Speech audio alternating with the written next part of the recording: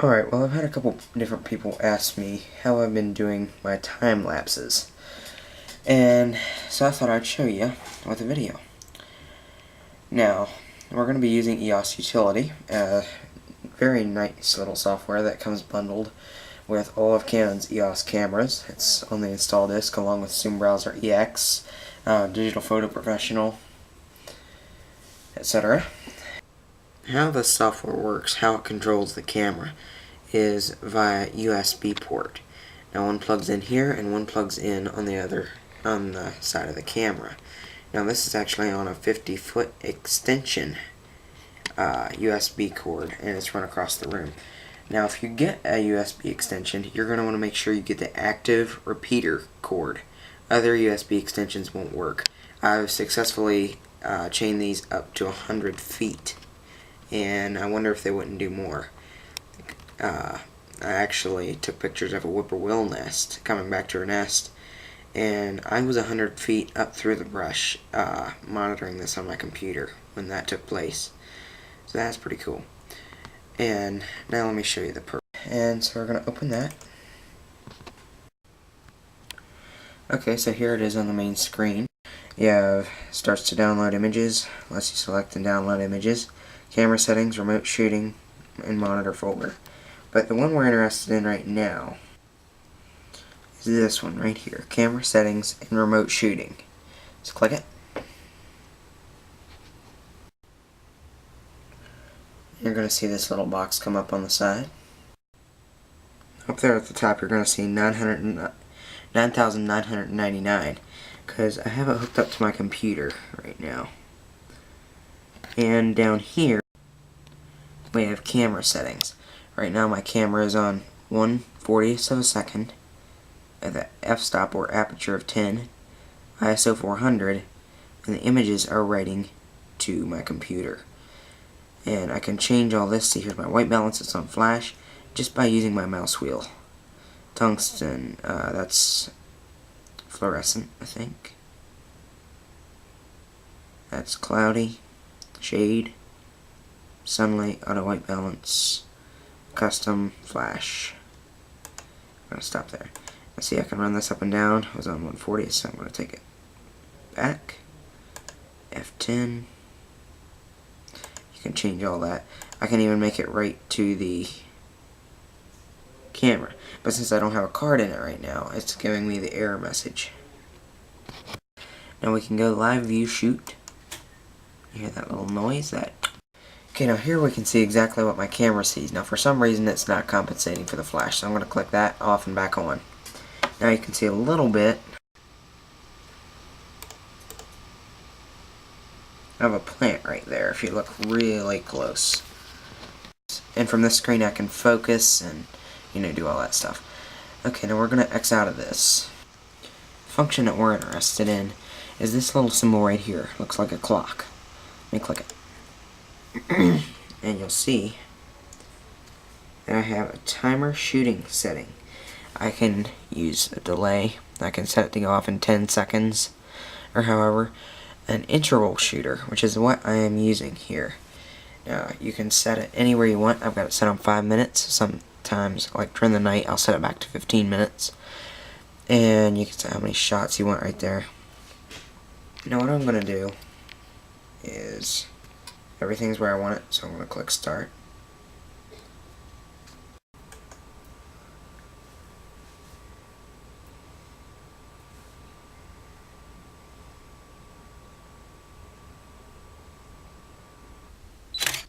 Here we have a black tripod holding up one of my backgrounds so the light doesn't get in and interfere with that, because it's plastic and the light bouncing off of it might interfere with the picture. Now see here, I built myself a platform for my camera out of wood, and it's one board that runs the whole length, and there's actually a board back here that will hold up a background and another little board there so I can put in a background on a piece of foam board.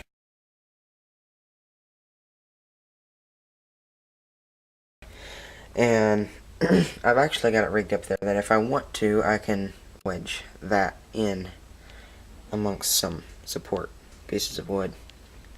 yeah, back there.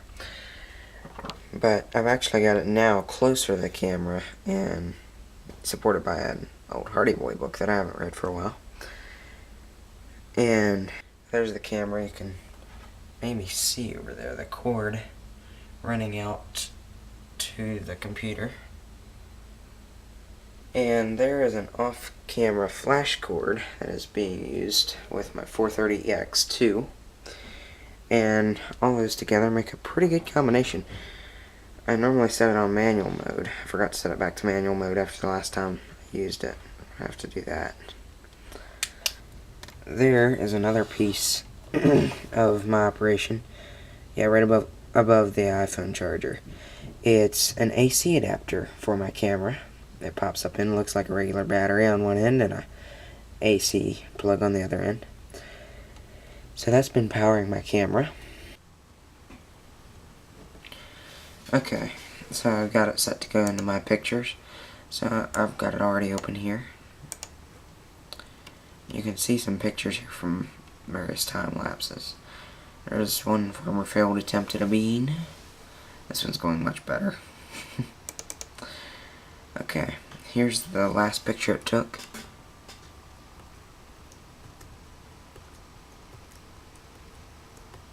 Now notice the difference in the bean in just 5.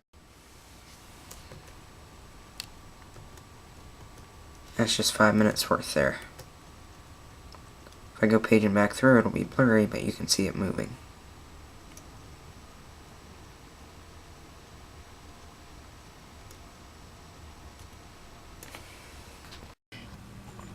I see all these pictures here. What I'm going to do is I'm going to select all of them up to the present time. Yeah, except for those 2 videos on the bottom. This thing always displays the videos last. Okay, so now I'm going to scroll up to the top. You have to always select the first one with the program I'm going to use to drag over. And I'll just drag the batch over all at once. I'll open Windows Live Movie Maker. And now we'll wait for my computer to unlock. Okay, it's up. Now I'm going to put that half screen. Bring this up. Hold Control as you drag them. There's 310 pictures. Add video or photo. Now let's give that just a second to catch up.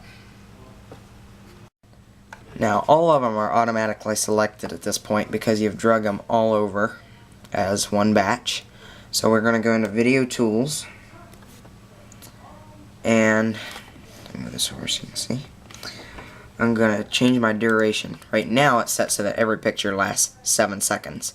For a good time lapse, that's just a little too long. So we're going to take this and change it so that each picture lasts 0.05 of a second.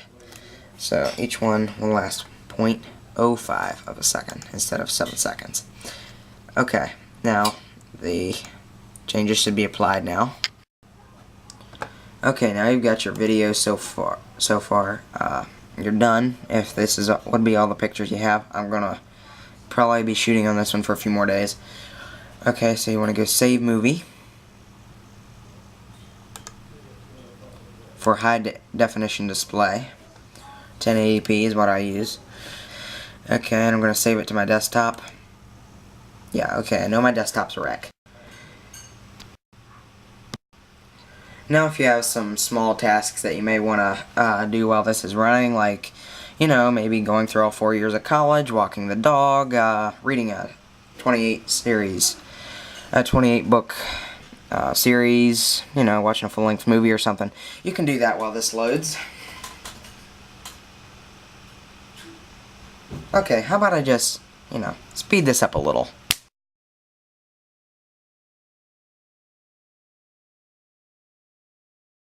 Wow, now that really seems a lot faster when you apply that video editing magic to it.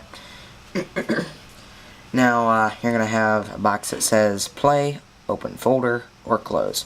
I'm just going to play it here. And let's see what we got.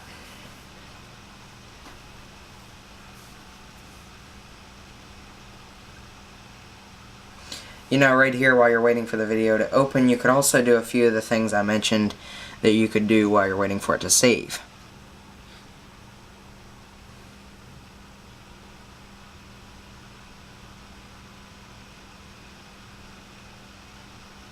I have no idea why it jerks so bad there.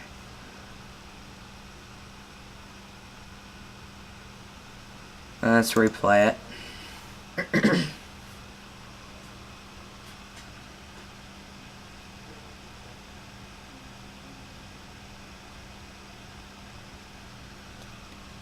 Seemed better that time.